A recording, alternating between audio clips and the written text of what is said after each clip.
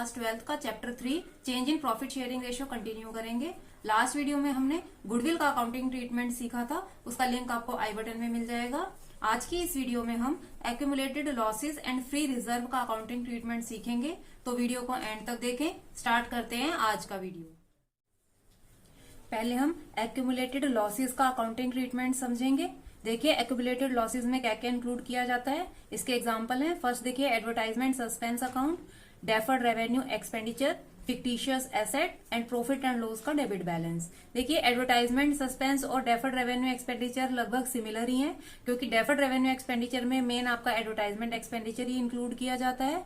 Advertisement expenditure क्या होता है या डेफर्ड रेवेन्यू एक्सपेंडिचर क्या होता है कि एक बार बहुत बड़ा ह्यूज अमाउंट जो है एडवर्टाइजमेंट के ऊपर खर्च कर दिया जाता है, ठीक है। तो वो एडवर्टाइजमेंट का खर्चा जो है, सपोज 1 लाख रुपए का खर्चा एडवर्टाइजमेंट के ऊपर खर्च किया गया है, तो कंपनी इस पूरे 1 लाख रुपीज को फर्स्ट ईयर की ही प्रॉफिट एंड लॉस में एडवर्टाइजमेंट एक्सपेंस की तरह शो नहीं कर सकती है, क्योंकि अगर कंपनी ऐसा करेगी तो उसको पहले ही साल में बहुत हैवी लॉस जो है वो फेस करना पड़ेगा। तो कंपनी क्या करती है, ये जो डेफर्ड रेवेन्यू एक्सपेंडिचर होते हैं लाइक एडवर्टाइजमेंट एक्सपेंस, इसको कुछ सालों में स्प्रेड कर देती है। सपोज 1 लाख रुपए के खर्चे को वो 5 साल से डिवाइड कर देती है कि 5 सालों में इस 1 लाख के खर्चे को कवर किया जाएगा। क्योंकि ये एडवर्टाइजमेंट एक्सपेंस इस टाइप का खर्चा होता है कि आपने वन टाइम स्टार्टिंग में ह्यूज अमाउंट इसके ऊपर खर्च कर दिया, लेकिन आपको इससे मिलने वाला जो बेनिफिट है वो अगले कुछ सालों तक मिलेगा। तो इसलिए हम इसे एक ही साल में प्रॉफिट एंड लॉस अकाउंट में डेबिट करके लॉस शो नहीं कर सकते हैं। तो कंपनी इसे क्या करती है, 4-5 सालों में जो है इसको डिवाइड कर देती है। सपोज 1 लाख रुपए का एडवर्टाइजमेंट का खर्चा कंपनी चाहती है कि 5 सालों में वो एक एक करके राइट ऑफ हो। तो इट मीन्स कंपनी क्या करेगी, जो 20,000 का अमाउंट होगा वो फर्स्ट ईयर में प्रॉफिट एंड लॉस अकाउंट के डेबिट साइड में लॉस बना के, और जो रिमेनिंग बचेगा 80,000 का अमाउंट एडवर्टाइजमेंट का, इसको एज एन एसेट जो है बैलेंस शीट में शो किया जाएगा। लेकिन ये रियल एसेट नहीं है, क्योंकि इस एसेट से जो है वो कैश जनरेट नहीं हो सकता, ठीक है, ना ही कोई इसकी एक्सचेंज वैल्यू है। इसे सिर्फ हमें ऐसे ही शो करना होगा। अब उसके बाद अगले साल फिर से कंपनी 20,000 का प्रॉफिट एंड लॉस अकाउंट में डेबिट में लॉस शो कर देगी एडवर्टाइजमेंट का, और उस साल की बैलेंस शीट में 60,000 जो है वो एज एन एसेट जो है वो एडवर्टाइजमेंट एक्सपेंस को शो किया जाएगा। इसी तरह से कंपनी जो है वो 5 सालों तक इस 1 लाख रुपीज को राइट ऑफ करेगी। इसी तरह का एक्सपेंस होता है हमारा फिक्टिशियस एसेट का। फिक्टिशियस एसेट जैसे प्रीलिमिनरी एक्सपेंसेस होते हैं। प्रीलिमिनरी एक्सपेंसेस वो एक्सपेंस होते हैं जो बिजनेस को स्टार्ट करते टाइम खर्च किए जाते हैं। सपोज एक कंपनी ने 100 रुपीज या 1000 रुपीज सपोज स्टार्टिंग में खर्चा किया, तो कंपनी इस 1000 रुपए के खर्चे को फर्स्ट ईयर में ही शो नहीं करेगी, वो इसे अगले 10 सालों तक शो कर सकती है। तो अगले 10 सालों तक इसको राइट ऑफ किया जाएगा। इट मीन्स 100 रुपीज वो 10 सालों तक प्रीलिमिनरी एक्सपेंसेस को राइट ऑफ करती रहेगी।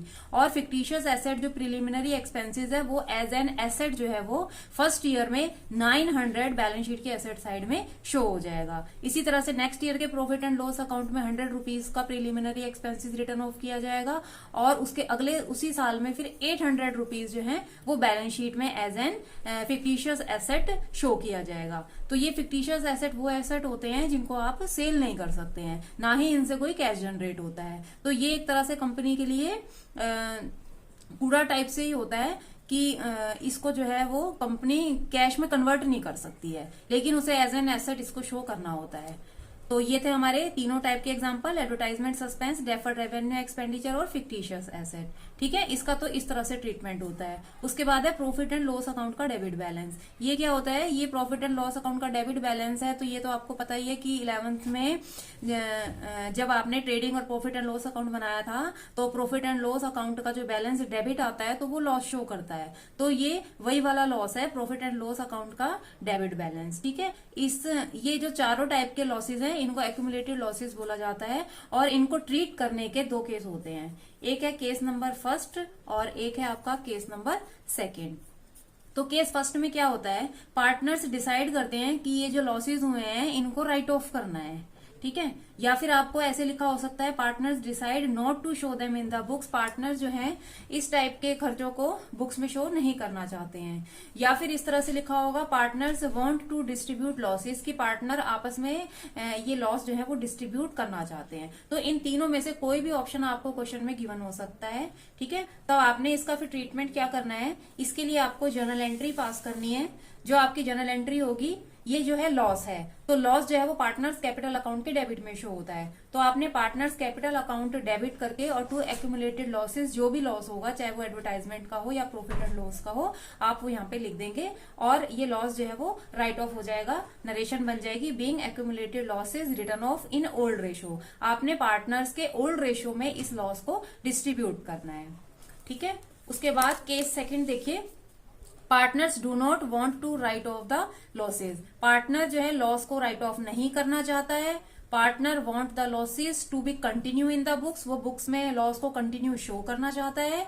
या तीसरा ऑप्शन है partner do not want to distribute losses, partner जो है वो लॉस को डिस्ट्रीब्यूट नहीं करना चाहता है। तो उस केस में हमें इन लॉसेज का ट्रीटमेंट थोड़ा डिफरेंट करना होगा। उसके लिए आपकी जर्नल एंट्री होगी sacrificing partners capital account debit to gaining partners capital account. जैसे हमने गुडविल का ट्रीटमेंट करा था सेम उसी तरह से, लेकिन गुडविल के ट्रीटमेंट में हमने gaining partner capital account debit करा था और सैक्रिफाइसिंग पार्टनर कैपिटल अकाउंट को क्रेडिट किया था। लेकिन ये लॉस है, तो लॉस के केस में सैक्रिफाइसिंग पार्टनर डेबिट होते हैं और गेनिंग पार्टनर को क्रेडिट किया जाता है। आप नरेशन लिख देंगे being amount adjusted among partners. अब बात यह है कि क्वेश्चन में अगर क्लियर मेंशन नहीं है कि आपको केस 1 पूछा गया है या केस 2, तो आप केस 1 को एज्यूम करेंगे। जब केस 1 एज्यूम करेंगे तो उसमें आपने ये जो भी लॉसेस होंगे आपको बैलेंस शीट में गिवन होंगे, उन लॉस को आपने पार्टनर्स कैपिटल अकाउंट के डेबिट साइड में लिख करके ये एंट्री कर देनी है। और अगर क्वेश्चन में क्लियर लिखा है कि पार्टनर रिजर्व को राइट ऑफ नहीं करना चाहते हैं, तो आप ये वाला केस एज्यूम करेंगे। अपने से आपको ये केस एज्यूम नहीं करना है। जब क्वेश्चन में मेंशन होगा कि वो लॉस डिस्ट्रीब्यूट नहीं करना चाहते हैं, बुक्स में लॉस को कंटिन्यू शो करना चाहते हैं, या फिर पार्टनर लॉस को राइट ऑफ नहीं करना चाहते हैं, ये केस आप उसी कंडीशन में करेंगे जब आपको क्वेश्चन में मेंशन होगा। लेकिन अगर आपको क्वेश्चन में मेंशन नहीं है, तब आप केस फर्स्ट ही एज्यूम करेंगे और इन लॉस को पार्टनर्स कैपिटल अकाउंट के डेबिट साइड में डिवाइड कर देंगे और ये वाली जर्नल एंट्री पास कर देंगे। आई होप आपको एक्यूमुलेटेड लॉसेस का ये कॉन्सेप्ट समझ आ गया होगा।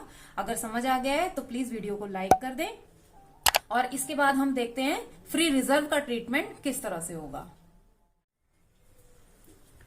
फ्री रिजर्व का अकाउंटिंग ट्रीटमेंट देखिए। फ्री रिजर्व में journal reserve, contingency reserve, reserve fund और प्रॉफिट एंड लॉस का क्रेडिट बैलेंस ये इंक्लूड किए जाते हैं। इसमें भी आपके 2 केस हैं, case first and case second. Case first में क्या है, partner decide to distribute the free reserve, partner जो रिजर्व है उसको डिस्ट्रीब्यूट करना चाहते हैं।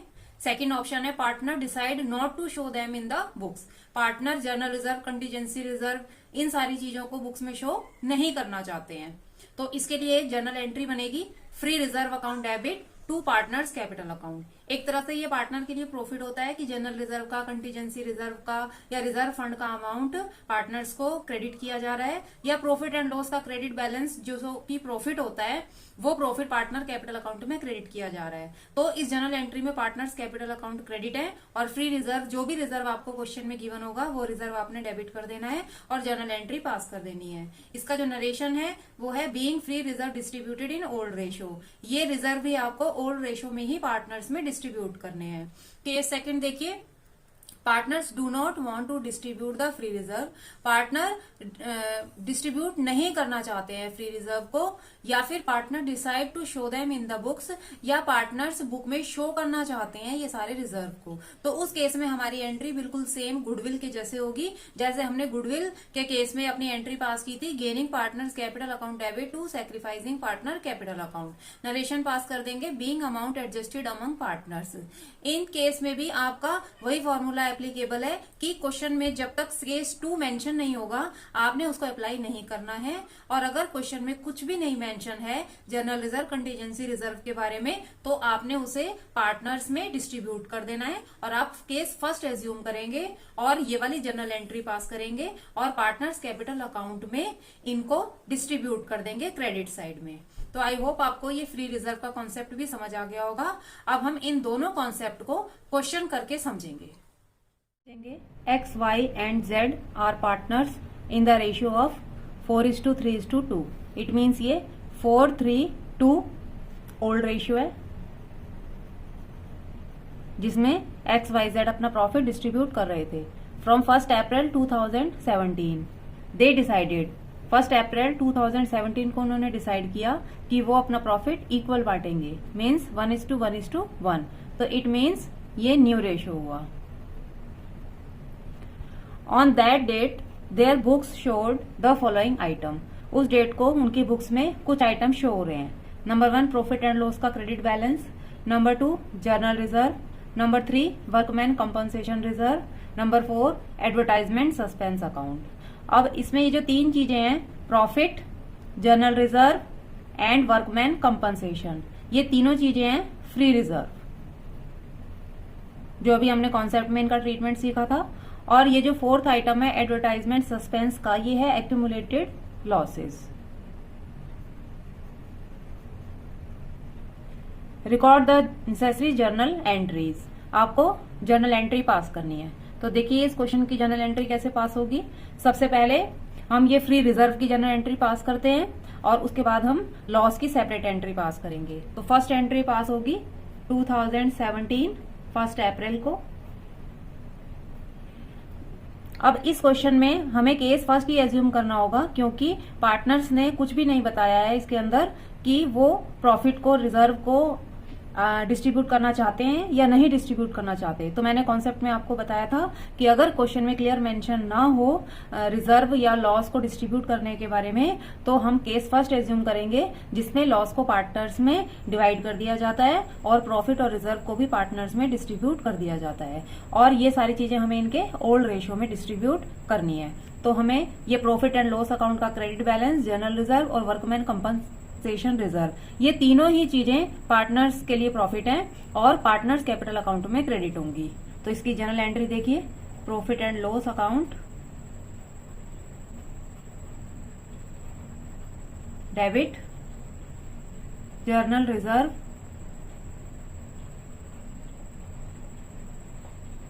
Account debit, workman compensation reserve account debit. ये तीनों चीजें डेबिट होंगी और ये तीनों चीजें पार्टनर्स कैपिटल अकाउंट में क्रेडिट हो जाएंगी उनके ओल्ड प्रॉफिट शेयरिंग रेशियो में। तो पहला पार्टनर है एक्स कैपिटल अकाउंट, दूसरा पार्टनर है वाइज कैपिटल अकाउंट और तीसरा पार्टनर है जेड कैपिटल अकाउंट।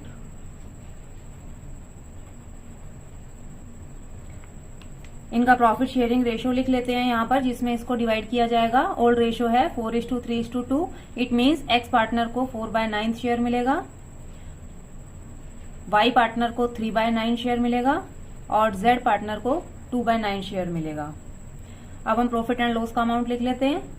1,20,000 का अमाउंट प्रॉफिट एंड लॉस का है, जर्नल रिजर्व का अमाउंट 45,000 है और वर्कमैन कंपनसेशन का अमाउंट 60,000 है। अब हम तीनों को प्लस करके इनके प्रॉफिट शेयरिंग रेशियो में डिस्ट्रीब्यूट कर देंगे। 1,20,000 प्लस 45,000 प्लस 60,000, ये आ गया 2,25,000। तो 2,25,000 में एक्स पार्टनर का शेयर रहेगा 4/9 करके 1 लाख रुपीज का। तो 1 लाख एक्स कैपिटल अकाउंट में क्रेडिट कर देंगे। उसके बाद इसी तरह से वाई का शेयर निकालेंगे। 2,25,000 मल्टीप्लाई 3/9, ये आ जाएगा 75,000 वाई पार्टनर का शेयर। और फिर जेड का भी ऐसे ही निकालेंगे। 2,25,000 मल्टीप्लाई 2/9, ये आ जाएगा 50,000। तो इस तरह से हमने फ्री रिजर्व को पार्टनर्स कैपिटल अकाउंट में डिस्ट्रीब्यूट कर दिया। आप नरेशन लिख देंगे, being free reserve distributed among partners in old ratio। ठीक है, उसके बाद हम सेकंड जर्नल एंट्री पास करते हैं लॉस के लिए, वो भी 2017 1 अप्रैल को पास होगी, और लॉस को पार्टनर्स कैपिटल अकाउंट के डेबिट साइड में लिखा जाता है। तो आप तीनों पार्टनर को डेबिट कर देंगे। X capital account debit, Y capital account debit,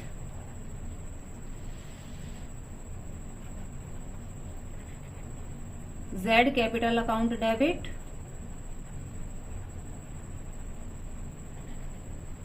to advertisement suspense account.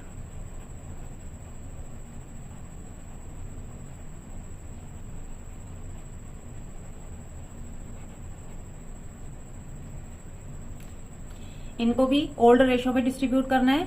It means ex partner को 4/9 शेयर मिलेगा, वाई पार्टनर को 3/9 और जेड पार्टनर को 2/9। एडवर्टाइजमेंट सस्पेंस का अमाउंट है 90,000 का। अब 90,000 को हम 4:3:2 के रेशो में डिस्ट्रीब्यूट कर देंगे। 90,000 मल्टीप्लाई 4 डिवाइडेड बाय 9, ये आ जाएगा 40,000 एक्स पार्टनर का loss. 90,000 multiply 3 divided by 9, 30,000 Y partner का लॉस आ गया। उसके बाद 90,000 मल्टीप्लाई 2 डिवाइडेड बाय 9, 20,000 का लॉस जेड पार्टनर का आ गया। आप नरेशन लिख देंगे, being accumulated loss distribute among partners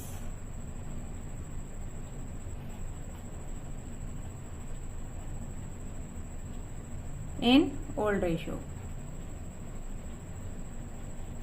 आप डिस्ट्रीब्यूटेड की जगह राइट ऑफ वर्ड भी यूज कर सकते हैं, क्योंकि ये लॉस जो है वो राइट ऑफ हो रहा है। तो बीइंग एक्यूमुलेटेड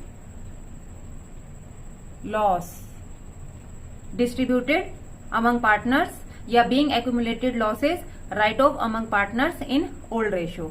आई होप आपको ये क्वेश्चन समझ आ गया होगा। अब हम नेक्स्ट क्वेश्चन करते हैं। नेक्स्ट क्वेश्चन देखिए, Babita, Kavita and Dinesh were partners in a firm. Babita, Kavita और दिनेश 3 पार्टनर हैं एक फर्म में। अब यहाँ पर इनका प्रॉफिट शेयरिंग रेशियो गिवन नहीं है, तो जब कभी भी क्वेश्चन में प्रॉफिट शेयरिंग रेशियो गिवन ना हो तो ये एज्यूम किया जाएगा कि वो पार्टनर इक्वल प्रॉफिट डिस्ट्रीब्यूट करेंगे। तो इट मीन्स यहाँ पर जो ओल्ड रेशियो होगा वो 1:1:1 होगा। आगे देखिए, फ्रॉम 1 अप्रैल 2018, 1 अप्रैल 2018 से they decided to share the profit in the ratio of 2:3:5। 1 April 2018 से पार्टनर्स ने डिसाइड किया कि अब वो प्रॉफिट को 2:3:5 के रेशियो में डिस्ट्रीब्यूट करेंगे। इट मीन्स ये न्यू रेशियो है। On this date the balance sheet of the firm showed a balance of ₹60,000 in contingency reserve. ये कंटीजेंसी रिजर्व फ्री रिजर्व है जिसका बैलेंस 60,000 है और बैलेंस शीट में ये शो हो रहा है। And debit balance of ₹1,20,000 in profit and loss account. और प्रॉफिट एंड लॉस अकाउंट का डेबिट बैलेंस क्वेश्चन में गिवन है, और प्रॉफिट एंड लॉस अकाउंट का जो डेबिट बैलेंस होता है वो लॉस होता है। ठीक है।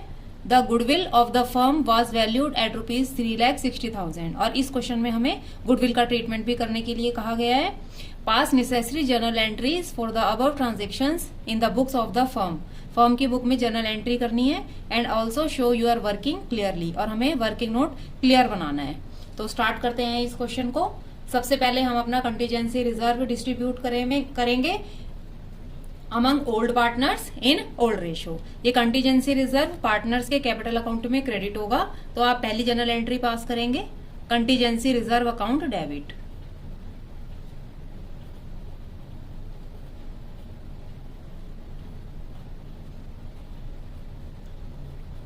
टू बबीता, अपोस्ट्रोफी एस लगा के हमेशा नाम में अकाउंट लिखा जाता है।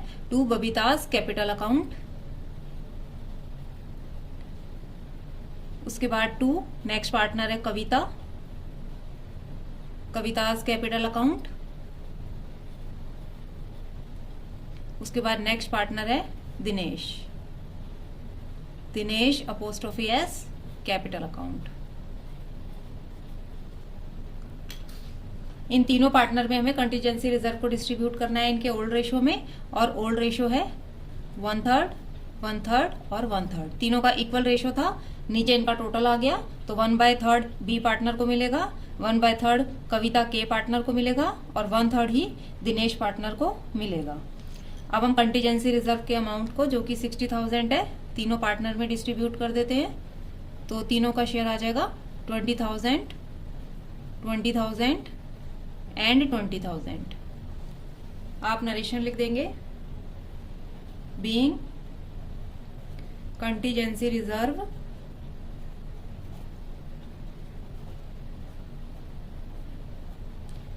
distributed among partners in old ratio। तो यहाँ आपकी पहली एंट्री खत्म हुई। अब सेकेंड एंट्री में हमारे पास प्रॉफिट एंड लॉस अकाउंट का डेबिट बैलेंस गिवन है, और प्रॉफिट एंड लॉस अकाउंट का डेबिट बैलेंस अभी मैंने आपको बताया लॉस होता है, और लॉस पार्टनर्स कैपिटल अकाउंट में डेबिट होता है। तो अब हमें पार्टनर्स कैपिटल अकाउंट को डेबिट करना होगा सेकेंड एंट्री के लिए। तो आप पार्टनर्स को डेबिट करेंगे। पहला पार्टनर है बबीता कैपिटल अकाउंट, डेबिट। दूसरा पार्टनर है Kavita partner, Kavita capital account, debit. और तीसरा पार्टनर है दिनेश, दिनेश कैपिटल अकाउंट। और क्रेडिट में हम लिखेंगे to profit and loss account.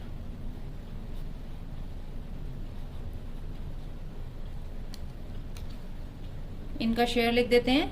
1/3 Babita का शेयर है, 1/3 कविता का और 1/3 दिनेश का। ओल्ड रेशो में ही ये लॉस डिस्ट्रीब्यूट होगा।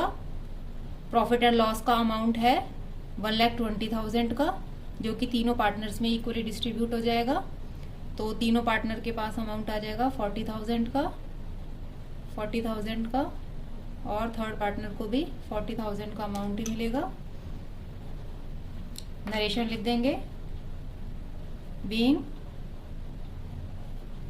Debit balance of profit and loss account transfer among partners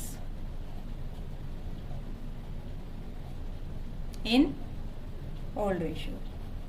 तो ये सेकेंड एंट्री भी हमारी कंप्लीट हुई। अब थर्ड एंट्री में हमें गुडविल का ट्रीटमेंट करना है। ठीक है, गुडविल के ट्रीटमेंट मैंने आपको अपनी लास्ट वीडियो में बताया था, उसका लिंक आपको आई बटन में मिल जाएगा। आप वहां जाके गुडविल के कॉन्सेप्ट को अच्छी तरह से सीख सकते हैं। अब यहाँ पर भी हम गुडविल का कॉन्सेप्ट करते हैं। देखिए, गुडविल आपको क्वेश्चन में गिवन है, गुडविल वैल्यूड एट 3,60,000 की। तो गुडविल का ट्रीटमेंट करने के लिए हमें तीनों पार्टनर्स का गेन सेक्रीफाइस रेशियो निकालना होगा कि कौन सा पार्टनर गेन कर रहा है और कौन सा पार्टनर सेक्रीफाइस कर रहा है। तो सबसे पहले हम बबीता पार्टनर का सेक्रीफाइस रेशियो निकालते हैं, और सेक्रीफाइस रेशियो का फॉर्मूला होता है old ratio minus new ratio.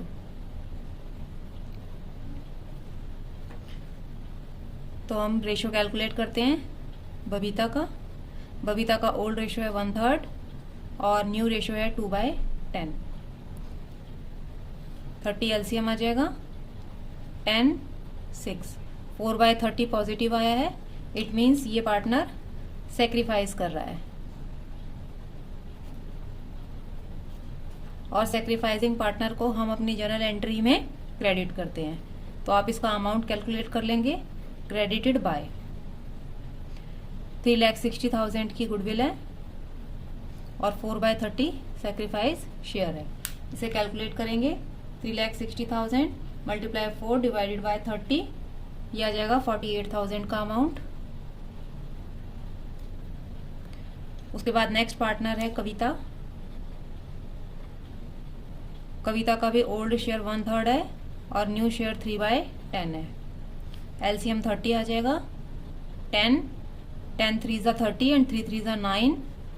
ये भी पॉजिटिव आया है, इट मीन्स ये पार्टनर भी सेक्रीफाइस कर रहा है, और सेक्रीफाइसिंग पार्टनर हमारी जर्नल एंट्री में क्रेडिट होता है। तो आप लिख देंगे क्रेडिटेड बाय, इसका अमाउंट कैलकुलेट कर लेंगे 3,60,000 मल्टीप्लाई 1/30। इसको सॉल्व करेंगे तो अमाउंट आ जाएगा 12,000 का। उसके बाद नेक्स्ट और लास्ट पार्टनर है दिनेश। दिनेश का भी इसी तरह से सेक्रीफाइस रेशियो कैलकुलेट कर लेंगे।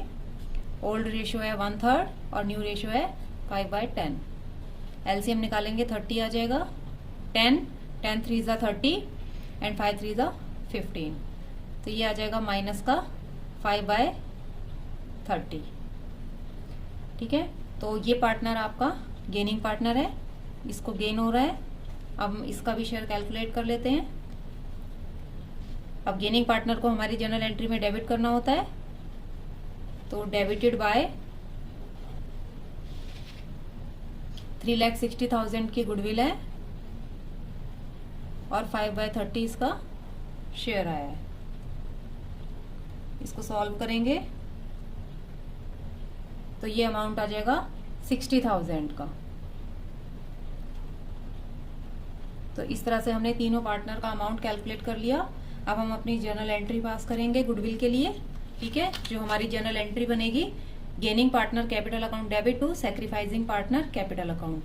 अब गेन पार्टनर इस क्वेश्चन में दिनेश है, तो हम दिनेश को अपनी जर्नल एंट्री में डेबिट करेंगे। दिनेश कैपिटल अकाउंट डेबिट, उसका जो अमाउंट है वो आया है 60,000 का, तो 60,000 का अमाउंट डेबिट में लिखेंगे। सैक्रिफाइसिंग पार्टनर है बबीता, बबीताज कैपिटल अकाउंट, और इस पार्टनर का शेयर आया है 48,000 का, तो 48,000 से इसे क्रेडिट कर देंगे। और थर्ड पार्टनर है कविता, उसका अमाउंट है 12,000 और वो भी सैक्रिफाइसिंग पार्टनर है, तो आप नीचे लिख देंगे टू कविता कैपिटल अकाउंट। इसका अमाउंट है 12,000 का। आप नरेशन लिख देंगे being goodwill adjusted among partners.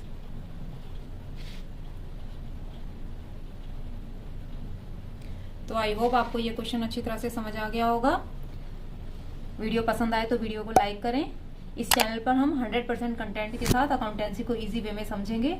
अगर आप हमारे चैनल पर नए हैं और अभी तक आपने हमारे चैनल को सब्सक्राइब नहीं किया है तो पहले चैनल को सब्सक्राइब करें, साथ ही बेल आइकन भी क्लिक करें ताकि लेटेस्ट वीडियो का अपडेट आपको मिलता रहे। मिलते हैं नेक्स्ट वीडियो में नेक्स्ट टॉपिक के साथ। Thanks for watching.